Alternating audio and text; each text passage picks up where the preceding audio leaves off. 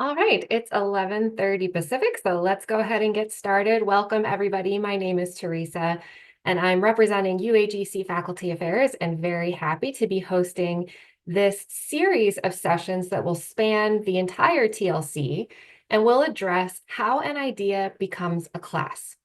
These sessions are going to explore this topic from two angles that are optimized to support student success at two different types of institutions. University of Arizona, and UAGC. A couple of logistical things before I turn it over to our presenters. By joining us today, you acknowledge that this session is being recorded and will be shared with TLC-related materials. Microphones are muted for this presentation, but we encourage you to post questions and comments in the chat. Also, we've enabled live transcription, so if you would like to use that, please click the Show Captions button at the bottom of your Zoom window. And now I'm pleased to turn the floor to your presenters to introduce themselves and lead us through this first session of how an idea becomes a class. Thank you so much, Teresa. So, we wanted to take a moment before we dive into our topic and do introductions to share a theme that you'll see running through all three of these sessions between today, tomorrow, and Thursday from the making how an idea becomes a class series. And that is really that we collectively, between University of Arizona and University of Arizona Global Campus, have spent a lot of time together, especially over the last several months, with the mindset of an appreciative inquiry model where we are engaging in dialogue and conversations to understand each other's strengths as it relates to program development, course development, how to make those connections in coursing or in courses from design to teaching, and looking at what's working well and how do we build upon that. And it's through this appreciative inquiry model that we've designed these sessions that we're sharing with you over the next 3 days. Today, we're going to focus on, building inclusive career aligned programs that foster belonging for student success by diving into programmatic development and how we make those decisions both at University of Arizona and University of Arizona Global Campus, and the different factors and voices that come into driving those decisions. Tomorrow, we'll dig a little bit deeper and narrow the funnel a bit to talking more specifically about the crafting of these dynamic courses for program level success as we look at the two different approaches that currently are in practice between the two institutions, and how throughout both of those practices we integrate voices and foster belonging.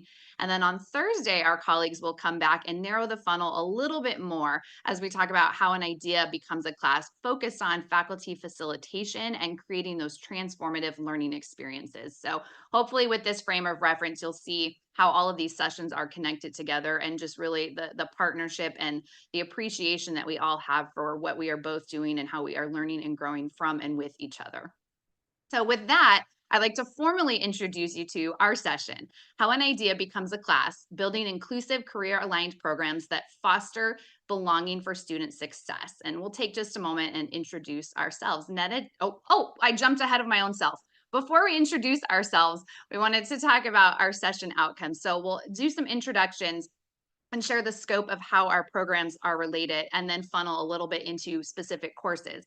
But to help us be able to guide the conversation that we have, we wanted to participate in a little icebreaker. So you may be familiar with AHA slides. If you were able to join us for the TLC introduction session this morning, you used some similar slides. So you can either scan that QR code, or I'm going to also drop the URL in the chat. And we have a question: how do you define a sense of belonging in programmatic and course development? And I'm going to pop out of sharing my presentation and pull up this slide to see what everyone has to share about how do you define a sense of belonging in programmatic and course development.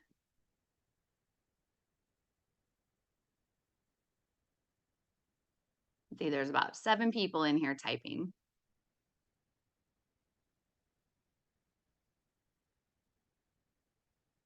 You can either scan the QR code to join or click on the link.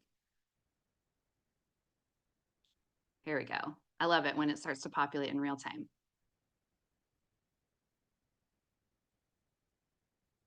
Lots of ideas: inclusive, teamwork, engagement, reflection, collaboration, real world examples. Like being inclusive is staying at the heart.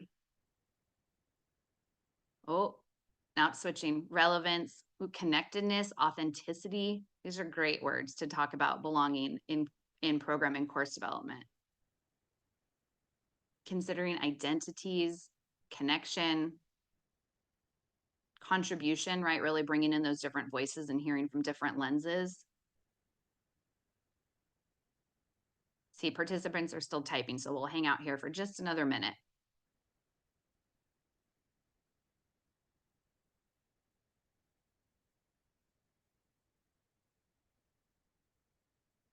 Relevance continues to hold a strong theme.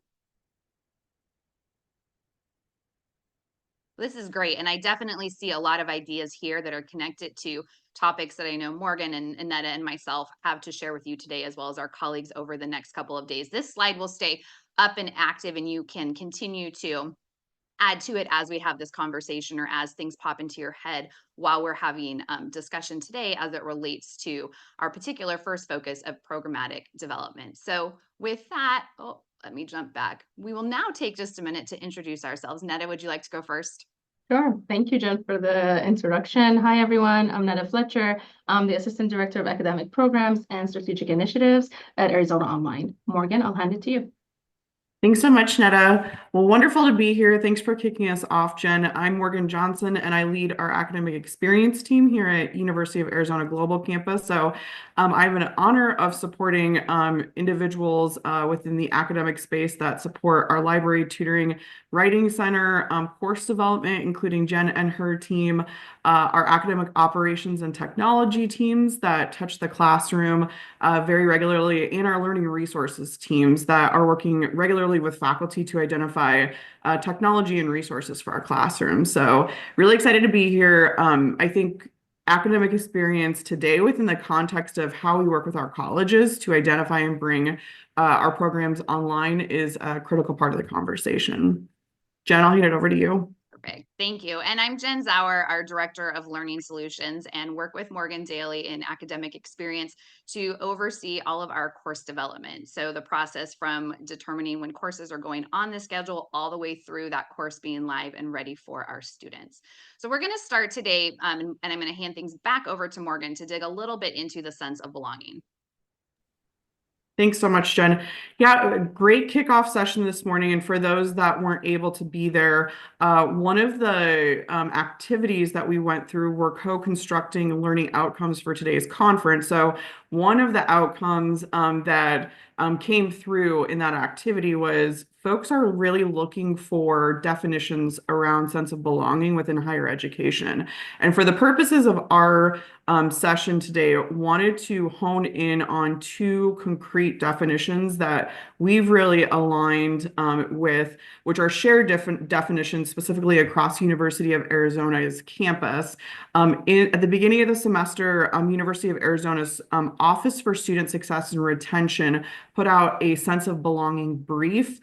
Some of you may be familiar with that brief, others that are not. The Office of Student Success and Retention has a website that includes several research briefs they've put together. Specifically, though, the Strayhorn definition is the one that's posted here, and would welcome feedback and thoughts on use of this specific definition to discuss sense of belonging. But we're really looking at sense of belonging through the lens of students' perceived social supports on campus, really that feeling of connectedness, which came through in feedback from you all already, and then experiences that matter. Additionally, the sense that students feel cared about or accepted, respected by a larger community. Within the context of our session today, we're really looking, though, at institutional considerations for this. Specifically, the second definition here is identifying really the institution's responsibility. So we as the institution have the responsibility to create pathways to belonging. Individuals cannot create belonging on their own alone. So excited to talk within the context of really course and program development and how we even think about creating those pathways before students are students at the institution. If you want to go to the next slide, Jen. So looking back at the outcomes that Jen had identified early on, We're going to be talking about how ASIO and UAGC develop programs that create pathways to foster a sense of belonging for students. Specifically, what are some of the key data that are essential for understanding and supporting these pathways? And then how can we ensure a continuous cycle of improvement to strengthen students' sense of belonging once they are in the classroom? And most importantly, we'd love to hear from others outside of ASIO and UAGC that are here about how your institution approaches this work. So I'll hand it off to Netta first to talk about our Arizona online process for program development. Thank you so much, Morgan. Hi, everyone. Hello again. So today I'd like to take you on a, if you will, quick behind the scene tour and give you a brief overview of our program development and onboarding process and a broad overview. So the program operations team take on the customer service approach to onboarding new online programs and course offerings. Now, each college will be assigned a program manager who will guide them through the many layers of onboarding their programs and academic offerings from conception all the way to launch. Now, this typically takes 12 to 18 months in duration from beginning to end. And as you can see, the program development process, we've broken it down to 4 simple steps. I'll walk through each step briefly, and then we're going to dig deep into the step 1. So in the step 1, which is the getting started, this is the initial phase where we are hosting informative webinars and overseeing the Arizona Online proposal cycle. This cycle happens every fall. And in this, we will talk a little bit in the next slides. But as we move forward, the next step in this process, we called it prep to launch. So in this step is, I think, most of the heavy lifting happens, including building the program curriculum in collaboration with our college partners and the faculty who are the subject matter expert in their program. We established the structures needed to move forward to the step 3, which is program launch. Now, in this step, the programs will be working very closely with various Arizona Online teams, from marketing, building their landing pages, to recruitment and enrollment, who are the first point of contact with the students, to student success, which again fosters that sense of belonging, and how can we make those students that come through those programs successful and following their goals, and basically prepare them to accept those new students in those programs. The next step is the ongoing support. So we recognize that our role doesn't end after the program goes live, because we will rely on that collaboration between us and the college to maintain the growth of those newly launched programs, but also maintain the quality of the already existing programs and or courses that we continuously offer. Going to the next slide. So in this kind of talking a little bit more about the first step, which is the getting started. So this is, we call it the ideation phase. This is where we utilize the Lightcast, which is a market analysis tool, to help us identify the programs that are interested to come to Arizona Online and offer their programs, basically identify their potential within the online student population. We look through many lenses in this step to help us form a better idea of the program's potential nationally or from a specific region that we're trying to target. We look at target audience, job postings, skills, education outcomes, and market demand and industry, also the completion rates for that program as well. Going to the next slide. So this is kind of the market analysis tool we use, giving you a few different views on that tool. This is a tool that organizes many different data sets in a kind of a structured format to guide the conversation between us, the college partners, and to see basically kind of a unified look, an easier way to understand that data for the programs that are interested to offer their program through Arizona Online. And this kind of helps us with the decision-making process as well. As you can see, we have 2 different views in this slide. The top view shows the program performance. So across different offering modalities, as you can see, it's kind of mainly two different modalities, whether it be the traditional on-ground offering or the online, and their completion rates associated to those modalities that they're being offered in. And of course, also the program growth. We look at that very closely, and we can narrow the search by education level and many different filters that we can apply to make it very targeted data sets that we can walk the college through. Now, the bottom view focuses more on career pathways and the potential occupations that are aligned with that program. For example, we use this tool especially when there is a, let's say, brand new program, very limited or no data available at all. So we use this lens to kind of work in reverse, and we work with the program to identify their learning outcome or the skills gained through that program. And we look at the job postings. Then with those keywords that the college identified, we kind of populate those into this tool to identify the occupations listed within that programs to align it best with what is the program that we are looking at. We identify the CIP code and generate a report in that way. So that's a super cool tool that we can reverse look at some of that data as well. And this helps us to, when it comes to curriculum planning and also development with the college, department, and faculty, all the voices we interact with, and to integrate those in-demand skills into the curriculum planning and development as well. Going to the next slide. So this is also kind of a different view where it shows institutions offering similar programs within that same CIP code family, their completion rates and the performance year over year, their growth, and it gives us an idea and help us be aware of the competitive landscape, and also kind of informs our marketing efforts in launching that program. And this is kind of a broad overview of the kind of the first step into the onboarding of the programs, but I will hand it over to Morgan and you can continue the tour, Morgan. Thanks so much, Netta. And really looking at the data that you work with campus faculty and leaders to leverage to make those decisions is a critical aspect of the UAGC process as well. I'm going to talk a little bit more about that in a second, but first want to bring up this visual that's on the screen to also look at really what we call the stages of turning learning intent into action from the perspective of a learner or a potential student in this case. Particularly stages 3 and 4, which we're going to talk a little bit about next, which ensures really as an individual identifies the need to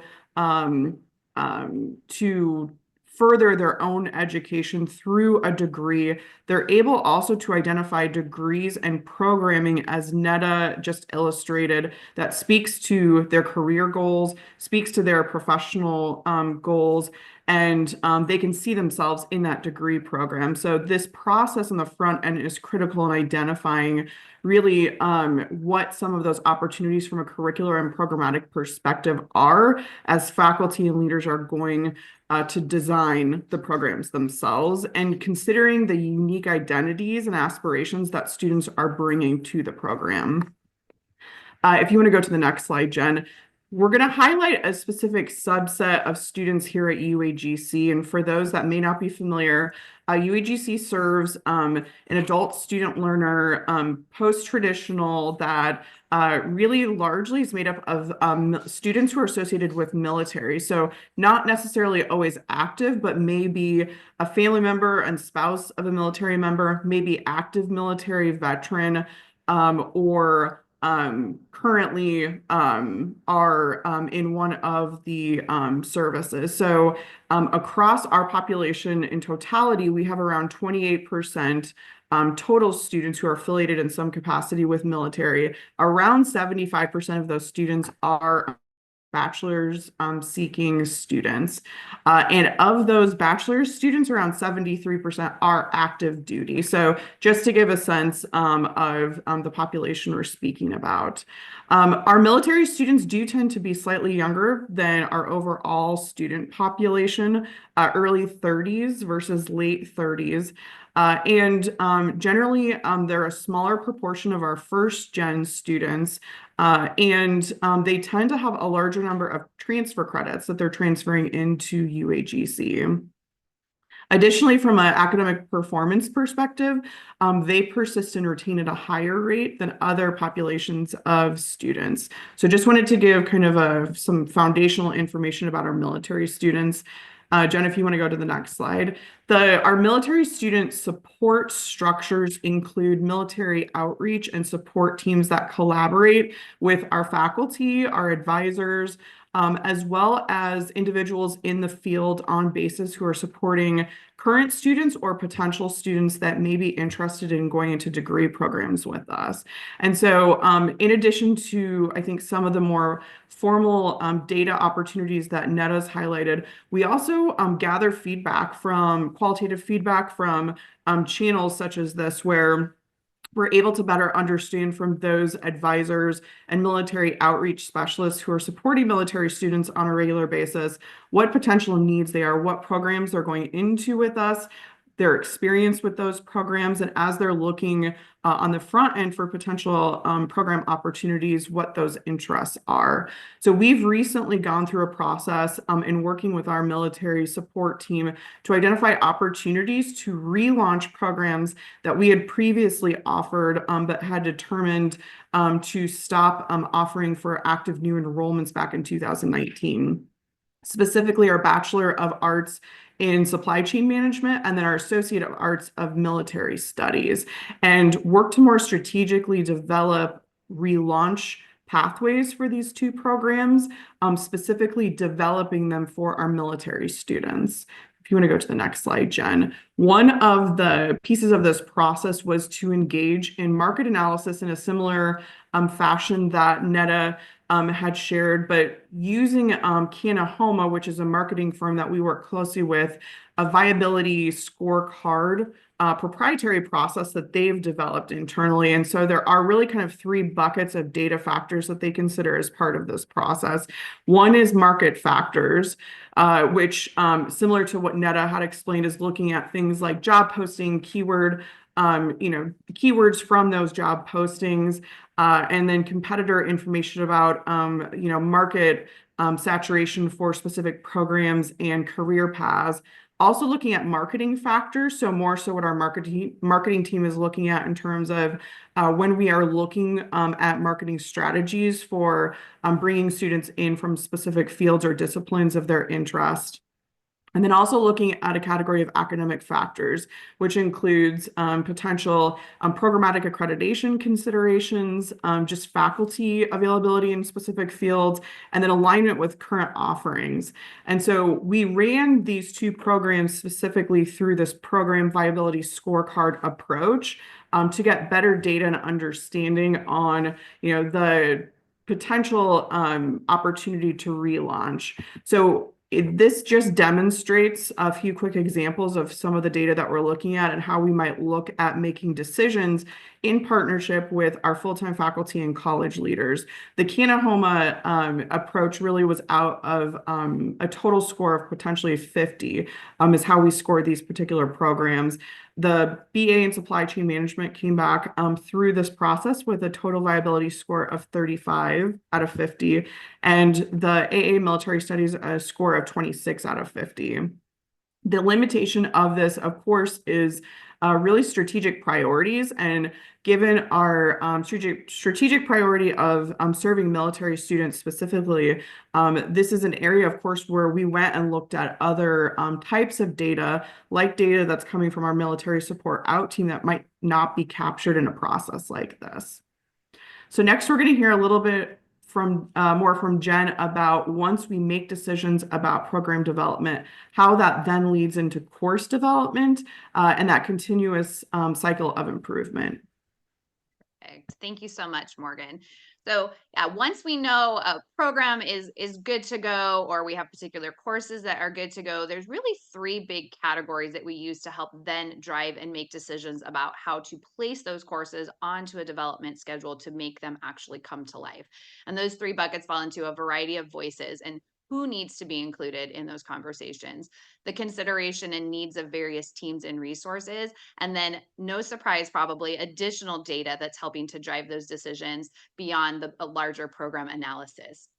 So when we talk about the voices and who needs to be included when we are making these decisions, you can see there's a variety of stakeholders, right? Faculty voice plays a role in aligning these courses on the schedule. Considering needs from students, for example, if we have data indicating that students are struggling in a particular area in a course, we certainly are going to take that into account to help us determine how to prioritize when we are placing those courses on the schedule. Consulting with experts in the field, particularly if there are areas where there is a lot of movement and traction or maybe changing of standards. I think about some of our programs that are tied to various accreditation models, and we know there's some updates happening as it relates to accreditation and connecting with those experts and making sure that we have that information to help inform scheduling. Also being mindful of the support teams that are there throughout the entire development to help support the revision and bring it to life.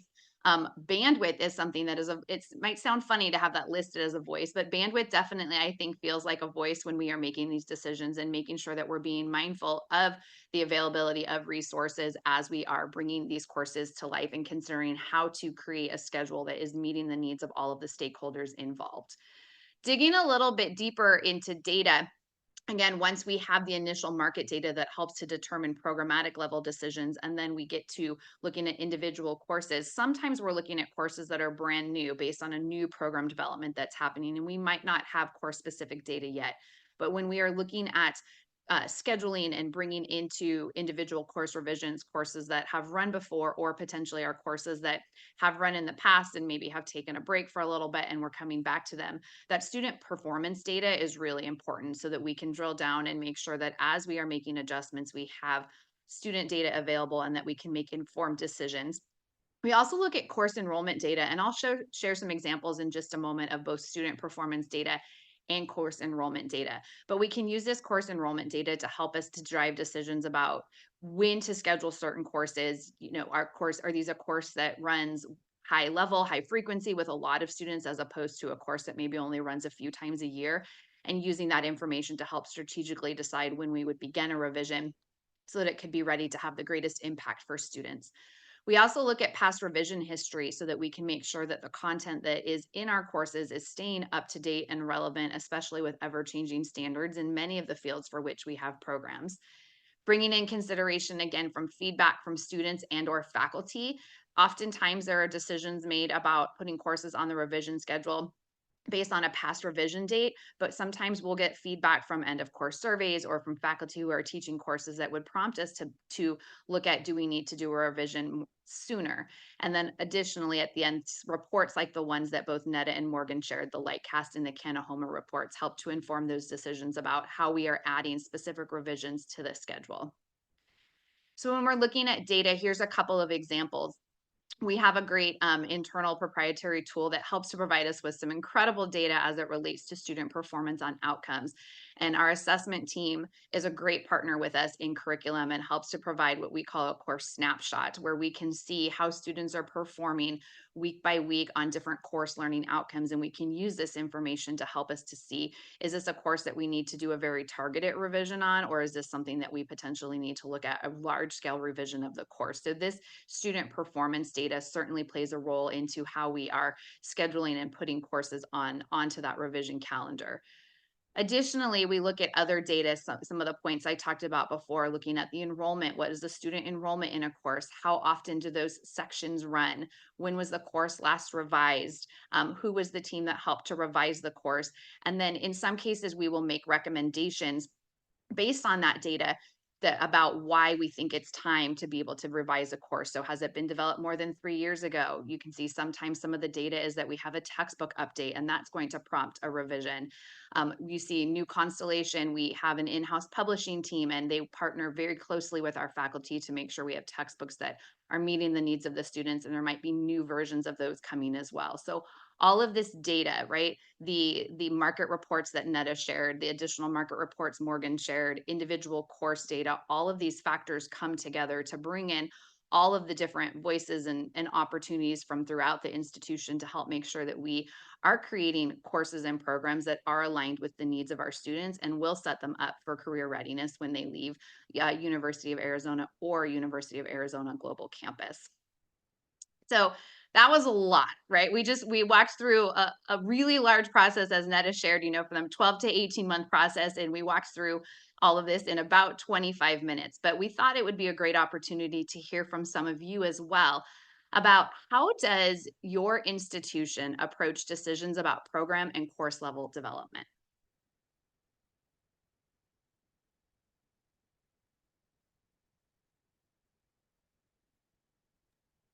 You are all welcome to post in the chat, or feel free to turn your camera on and unmute and share.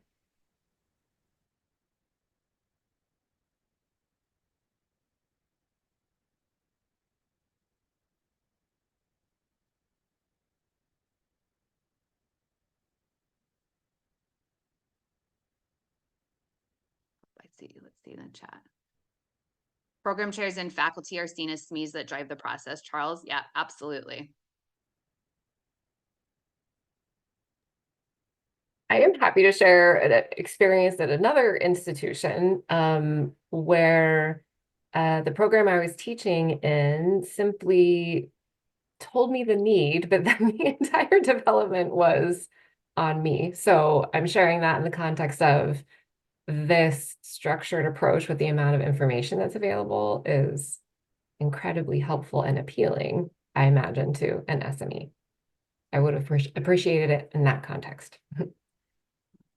Absolutely. Information is helpful. Sometimes you're like, whoa, that's a lot of information. And how do you figure out, right, which pieces to focus in on? But that's where that dialogue between different stakeholders is so important to say, here's what we know, here's what we're looking at, here's what we think based on what we know. But then let's have a dialogue and a conversation to make sure that that works for everyone involved.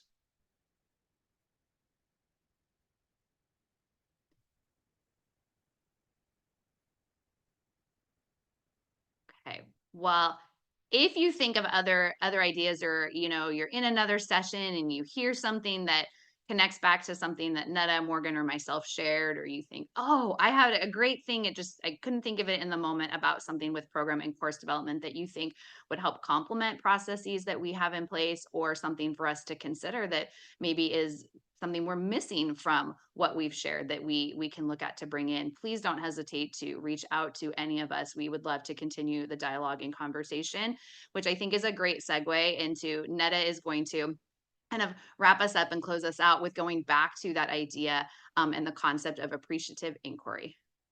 Thank you, Jen. Thank you, everybody, for joining us today. I hope you guys enjoyed our first session, but I would like to invite you all to please join my colleagues for tomorrow for session 2, where they continue the conversation and talk about crafting dynamic courses for program level success, and go dig deeper into that process and continue on what we talked about today. But if there's any questions or any input you guys would like to share with us, please feel free to put it in the chat or unmute, as Teresa said, and share those with us. But thank you so much. And we loved presenting today. Thank you. Well, thank you all. I actually have a couple of questions I'm happy to kick off with while folks are thinking about what they might want to post in the chat, if that's okay. Each of you mentioned, I think, in a different way or a different context, how student identity is a really important factor, even at like the level of market analysis for a program. And just like the concept of belonging, the concept of student identity strikes me as something pretty elusive. How do you define it? What do you look for? And so with that in mind, I'm wondering if in your experience of doing these pre-development analyses, right, before you've even constituted an idea for a program, if you found any confounding factors to the different points of data that you shared that are related to or pertinent to student identity, and how have you, if you have found those, how have you used those in your decision making? It's a great question, Teresa. I'm happy to kick us off, and then Netta, Jen, hand it over to you for thoughts as well. I think Teresa, one of the things we found is it's really hard, I think, from a student identity perspective to label students within, a specific subcategory, right? Because I think once you get into, I'll just go back to our example of military students. Once you get into specific subcategories of students and identities within those subcategories, there are many. And it is a very complex process, I think, when you get into understanding just the individual subcategories within the subcategories, all the students you're touching, as well as how those intersect with one another. So I think as we've gone through this process historically in the front end, just understanding your student population and understanding complexities of your population is a critical piece of then being able to apply that effectively to market analysis. Because really, a market analysis tool, especially one that spans across institutions, is going to be very individual for you as an institution as it relates to either that existing population you're serving or potential population. So that just wanted to add that, but Jen or Netta, I'll hand it over to you for additional thoughts.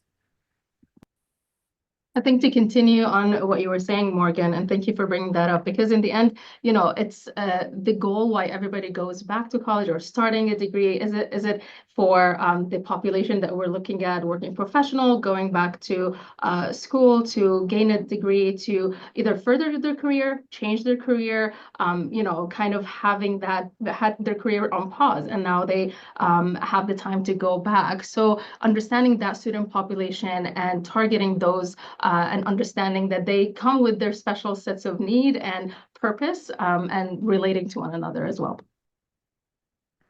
The piece that I will add, Teresa, that in my team and the work we do where we really see some of what you're talking about is not as much in this pre-planning phase of decision making when courses are added to the schedule, but we currently refer to as like our pre-kickoff phase before revision happens. And in that pre-kickoff, we have a pre-kickoff questionnaire that asks several questions about your learner personas, like help us know who the students are that are taking this course so that we can be mindful of those identities and mindful of different goals and reasons why students are in this course and how this particular course helps to fit within the pathway of courses throughout the program. And then also in terms of future career goals, that's where I see the greatest connection there once we're in that development phase.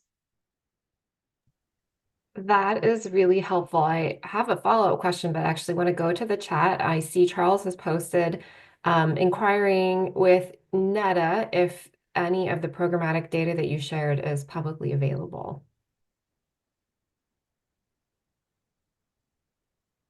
Yes, Margaret, I'm reading your comment. So the kind of Lightcast, it's a subscription, which Morgan, do you want to expand on if you recently gained that subscription for that data set? We don't currently have the same subscription model for Lightcast data that University of Arizona does, Charles. But that's a great question. I think we're exploring that given we've retired some of the prior tools we've been using. That being said, a lot of information and data that's there, whether it's directly through Lightcast or through other systems, actually uses Lightcast data. So their modeling is being leveraged, including inside of tools that we've used through Anthology, our student information system. So this is I think a great opportunity for us to do some future partnering with Netta and figure out like what's possible. Netta has shared some of like the full reports that they got like at a program level, and they're very detailed and definitely would be a great starting point for us. And Charles, to add to that as well, if there is, kind of a program that you're looking at, I'm more than happy to provide sample reports, multiple, to kind of get you an idea of what that would look like. So please feel free to connect separately, and I'll be happy to work with you. Thank you. Well, going back to the conversation about student personas and, understanding the student population, my follow-up is for the panel of presenters, but also anybody in the audience. In your program development experience, has there ever been something about student needs or desires that just totally shocked you? Like, oh, hey, yeah, they want underwater basket weaving, so I guess we'll do it, right? Have you ever been surprised by the success of a program or the needs of your student population?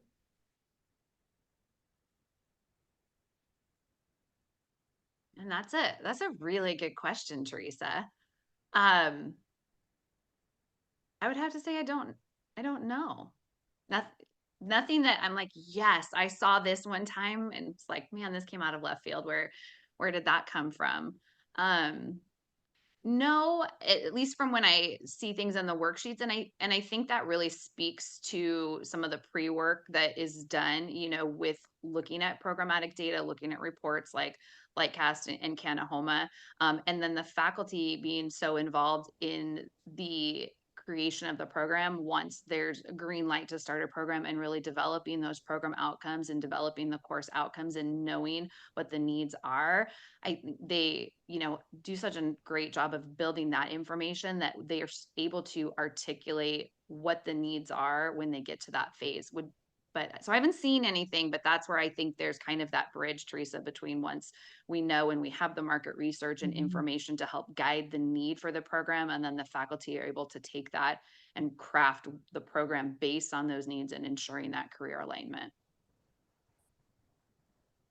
I think the only thing I'll add on, and because I feel like some of our faculty that are on the line are probably in a better position to kind of share maybe some of their personal experiences, just thinking through maybe like program review outcomes, or as they've gone through and made major revisions, maybe what specific changes have occurred in like the field or discipline their students are looking for out of their program specifically. But I think actually going through the exercise where we reviewed both the BA in supply chain management and the AA in military studies, there was surprising information that came about. Number one, of course, institutionally, we had made the decision to stop offering those programs, right, for new active enrollment. And largely, both programs had low enrollment in comparison to other programs.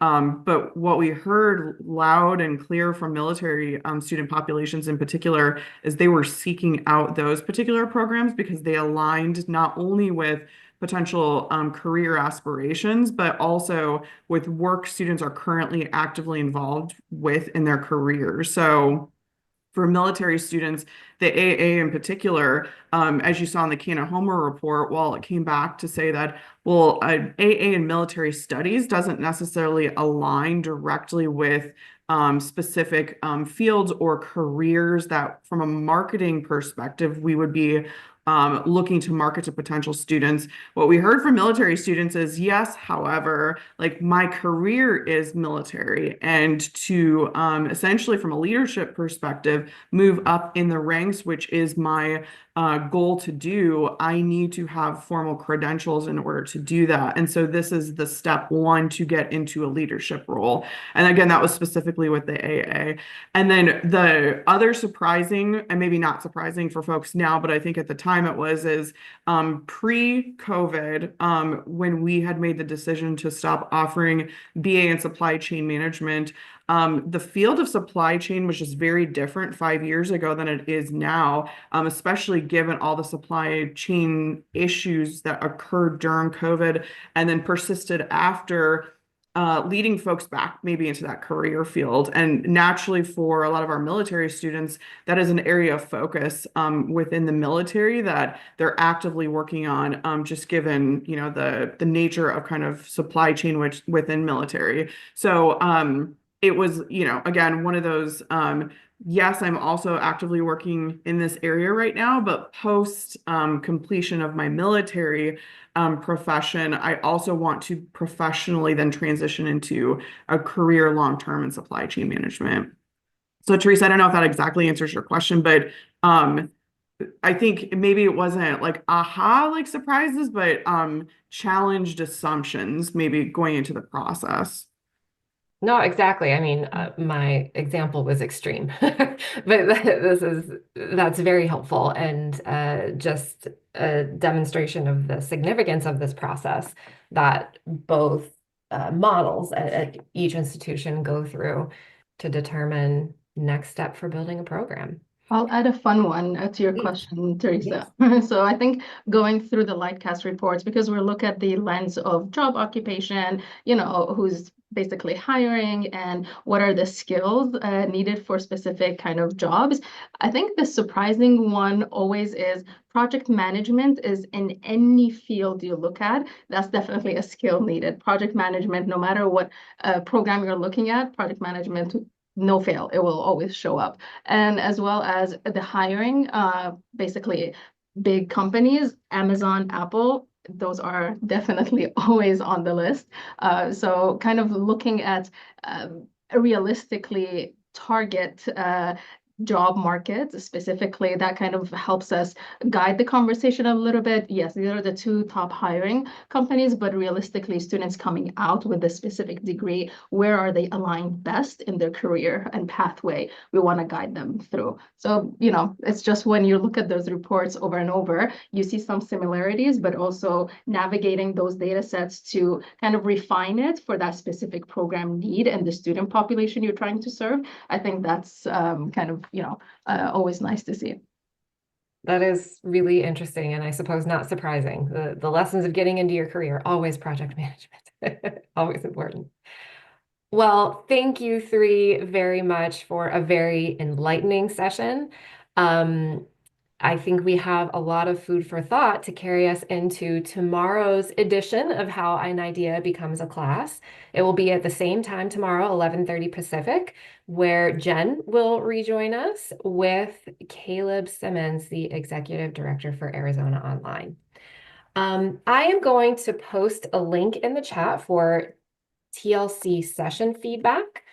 I encourage you to use the link to provide your thoughts on this session, but also to consider nominating this presentation if you desire for one of our conference awards, which you'll see described in the feedback form as well. And I send you off to enjoy the rest of the conference, but also want to call your attention to our last spotlight session of the day, which will be at 2 p.m. Pacific with Dr. Marshall Stewart of Kansas State, who's going to be giving us a history lesson on land-grant universities and their role in building belonging in higher education in general. Thank you very much. Oh,